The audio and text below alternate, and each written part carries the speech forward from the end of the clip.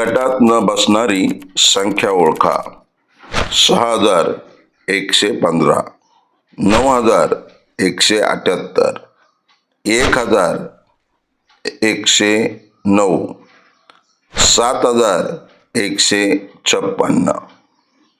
येथे कडेच्या अंकांची बेरीज ही मधली संख्या आहे. पहिली संख्या 6115 मध्ये 6 आणि 5 यांची बेरीज 11 येते. ती मध्यभागचे 2 अंक आहेत. 9178 यामध्ये कडेचे अंक 9 आणि 8 यांची बेरीज 17 येते.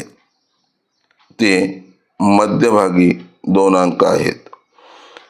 1109 येथे कडेचे अंक 1 आणि 9 यांची बेरीज 10 येते आणि मधले अंक हे 1 आणि 0 म्हणजे 10 आहे.